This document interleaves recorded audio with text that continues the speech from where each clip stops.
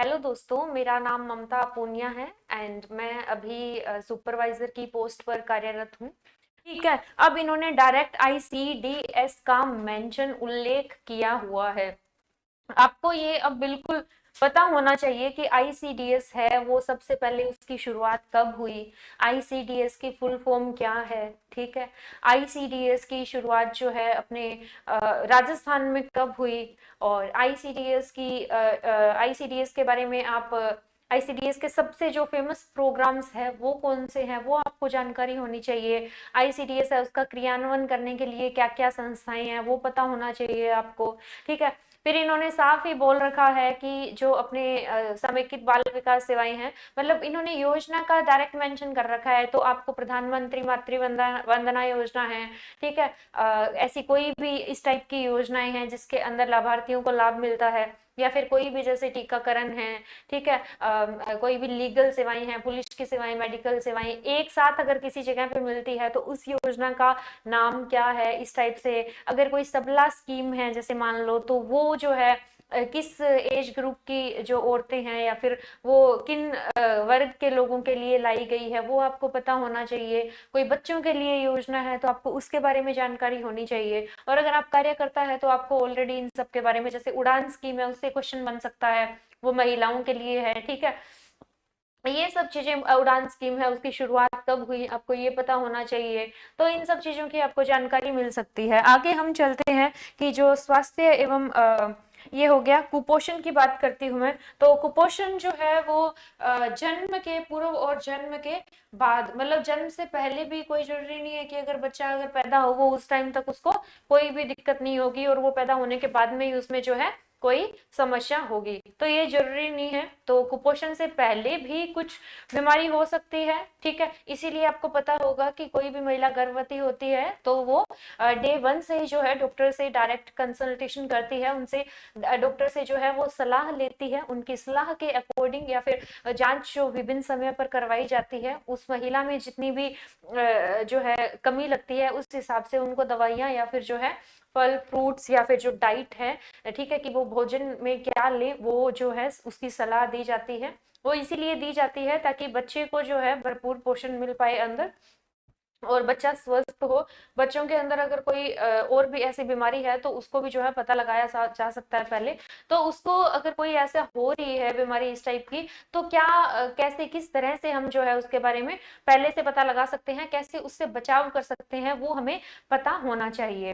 दूसरी बात ये है कि जन्म हो गया बच्चे का, उसके बाद में कैसे जो है अगर कोई बीमारी है तो उसको जो है उससे बचाव किया जा सकता है, उसके बारे में हम जो है बात करते हैं। आगे हम चलते हैं। तो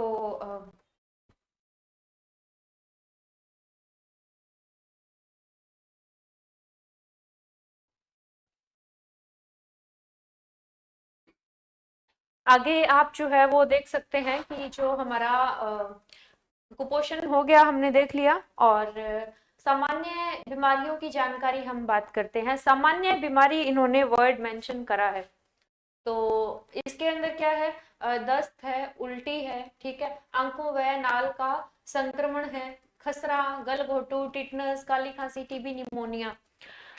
अच्छी बात ये है कि इन्होंने जो सामान्य बीमारी, ठीक है, सामान्य बीमारी है उसमें पर्टिकुलर मतलब स्पष्ट रूप से उन बीमारियों का नाम बता दिया है आपको। अब आपके लिए बहुत ही आसान हो जाता है, 2 या 3 पेज से ज्यादा इसमें कुछ है ही नहीं। आप 2 या 3 पेज के अंदर सारी चीजें जो है वो इसके अंदर जो है समाहित कर सकते हो और उसको याद कर सकते हो, ये आप ध्यान रखिए।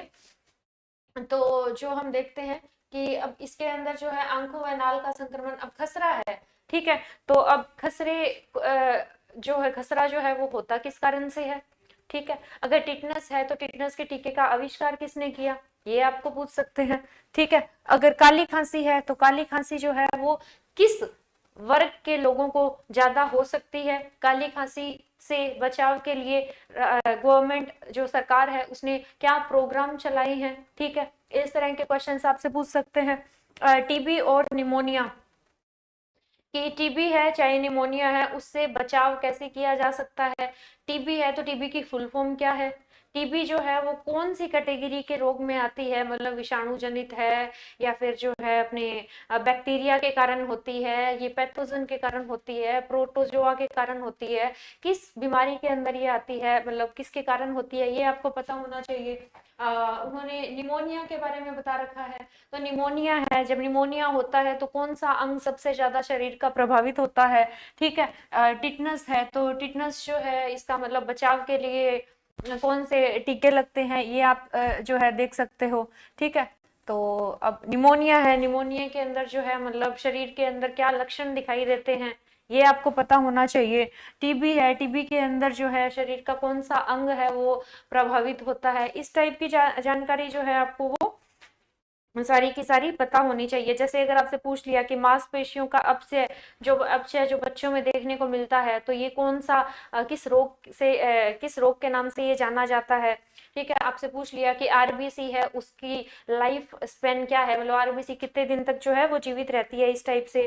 क्वेश्चन में आपसे ये पूछ लिया कि सब्जियों में जो ऑक्सलेट करके जो है होता है, मतलब उसका जो फंक्शन है क्या है, या फिर जो है वो किस पोषक तत्व का या फिर किसके अवशोषण में बाधा पैदा करता है कि वो अवशोषण जो है वो नहीं करने देता है, ठीक है। तो और गर्भावस्था के अंदर जो है वो पोषक तत्वों की आवश्यकता है वो कितनी बढ़ जाती है, ये आपको पता होना चाहिए। लोहे की मात्रा है जब आप डाइट ले रहे हैं गर्भावस्था के अंदर, तो वो कितनी होनी चाहिए, ठीक है। जब कोई भी महिलाएं हैं, जब वो बच्चे को जब मिल्क फीडिंग कर रही होती है, तो उस टाइम मिल्क प्रोडक्शन के लिए जो रिस्पॉन्सिबल हार्मोन है वो कौन सा होता है, ये आपसे क्वेश्चन पूछ सकते हैं, ठीक है। उसके बाद में जो है क्वाशियोकोर टर्म है जैसे, ठीक है, तो वो प्रोटीन वाले में आएगी कि उसका क्या यूज है। अगर मैं आपसे बात करूं साबुत अनाज जो होता है, ठीक है, साबुत अनाज से हमें कौन सा पोषक तत्व मिलता है या फिर क्या चीज हमें मिलती है, उसके बारे में हमें जानकारी होनी चाहिए। आप देख रहे हैं कि आईसीडीएस के अंदर जो भी हमें मतलब वो खाद्य पदार्थ की सामग्री जो है वो आवंटन की जाती है, उसकी तो हमें जानकारी होनी ही चाहिए कि कौन सा, अगर दाल मिल रही है तो दाल से कौन सा पोषक तत्व मिल रहा है और क्या जो है वो हमारे यूज में आ रहा है, ठीक है। तो ये सब आप ध्यान रखिए। जैसे अगर ऐसे पूछ सकते हैं कि कोई महिला गर्भावस्था में है, तो शुरू के 6 महीने हैं उसमें उसको कितनी मात्रा में जो है एक्स्ट्रा अतिरिक्त ऊर्जा की जरूरत पड़ेगी, ठीक है, ये पूछ सकते हैं। जैसे एक मतली जो होता है गर्भावस्था के अंदर, जब कोई महिला प्रेग्नेंट होती है, तो वो मतलब उसको उससे निजात पाने के लिए किस चीज का हम सेवन करें कि वो मतली रोग जो है वो मतलब ना हो, मतली जो है वो ना महिला फेस करे, ये आपसे पूछ सकते हैं। उसके बाद में ऐसे पूछ सकते हैं कि कौन सा ऐसा पोषक तत्व है जिसके सेवन से जो रक्तचाप है वो क्या किया जा सकता है, वो बढ़ जाता है। तो आपको ये जानकारी पता होनी चाहिए।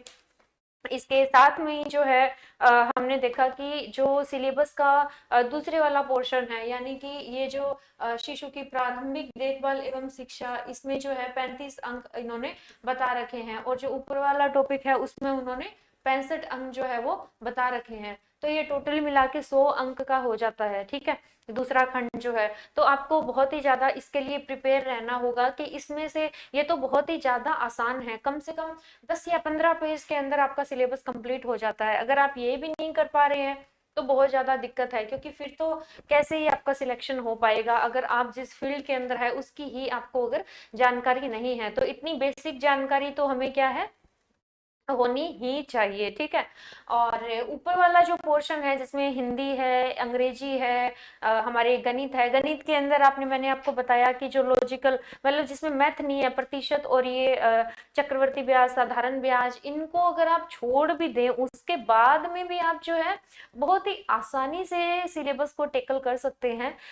रीजनिंग वगैरह जो है वो बहुत आसान आती है। अगर आप परीक्षा के पहले के जो प्रश्न पत्र हैं वो देखें तो आपको पता चलेगा कि बहुत ही आसानी से आप उसको सॉल्व कर सकते हैं। हिंदी है जिसमें कोई भी उसमें टॉपिक मेंशन्ड है, क्रिया है, वाच्य है, आप अगर एक एक पेज भी अगर हर टॉपिक से करके जाते हैं ना, ये जो सिंपल सिंपल है, अकर्मक क्रिया किसको कहते हैं, सकर्मक किसको कहते हैं, वो टाइप याद कर लिए, इतने से भी आपका हो जाएगा, क्योंकि क्वेश्चंस का लेवल डीप नहीं है। इतना बड़ा सिलेबस देख के डर मत जाना कि अरे हिंदी में तो इतने सारे टॉपिक है, अंग्रेजी में तो इतने सारे टॉपिक है। नहीं, वो आपसे बहुत आसान पूछेंगे, आपसे बहुत ही बेसिक पूछेंगे। उन्हें भी पता है कि आप कार्यकर्ता हैं, आप ऑलरेडी इतने सालों से काम कर रहे हैं, आप पढ़ाई के टच में नहीं है, तो वो उसी लेवल का पेपर बनाएंगे। अगर पेपर टफ कठिन आ भी जाता है तो वो सभी के लिए टफ होगा।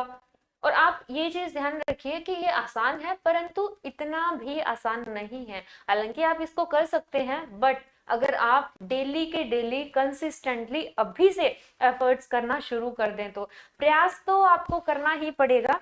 अगर आप नहीं करेंगे तो कोई दूसरा कर लेगा, ठीक है। तो आपको तो यही ध्यान में रखना है कि जो भी आपको जितना भी समय मिल रहा है, आपको आप जितना दिन के अंदर, जब आप आंगनवाड़ी में जा रहे हैं, तो ये सिलेबस तो आप उस टाइम वहां कर सकते हैं। क्यों कर सकते हैं ये? क्योंकि ये आपका काम है। आप महिलाओं को जब भी मीटिंग होती है उनको इस बारे में जानकारी दीजिए, जब आप सर्वे करने जा रहे हैं तब आप इसके बारे में जानकारी दीजिए, जो खंड 2 के अंदर 100 नंबर का सिलेबस है। तो क्या होगा ना कि आप अपनी ड्यूटी भी करेंगे, और ड्यूटी आप बहुत ही अच्छे से करेंगे, क्योंकि लोगों को यही तो जानकारी नहीं है जो उनको चाहिए। दूसरा पॉजिटिव पॉइंट ये होगा कि आप किसी की जिंदगी में थोड़ा परिवर्तन ला सकते हैं। तीसरा ये होगा कि आपको ये सारी चीजें याद हो जाएगी। तो जब आप घर आने के बाद में जो है, आप आगे वाला जो पोर्शन है हमारे 100 नंबर का, उस पर आप ध्यान लगा पाएंगे। इस परीक्षा से रिलेटेड आपको कोई भी डाउट है, शंका है, सवाल है, आप मेरे को कमेंट सेक्शन के अंदर बता सकते हैं। मैं आपको वहां पर जो है हर आपके क्वेश्चंस का जवाब दे दूंगी, ठीक है। और कोई भी मन में डाउट आ रहा है, वो आप सारी सारी चीजें आप जो है वहां पर बता सकते हैं। अगर आपके डाउट्स ज्यादा होते हैं, क्वेश्चंस ज्यादा होते हैं, तो मैं उनके लिए एक अलग से सेपरेट वीडियो भी बना दूंगी। आई होप कि आपको ये वीडियो है आपके लिए ये हेल्पफुल रही है। अगर ऐसा है तो share it with your friends, do like, share, subscribe. Thank you, have a nice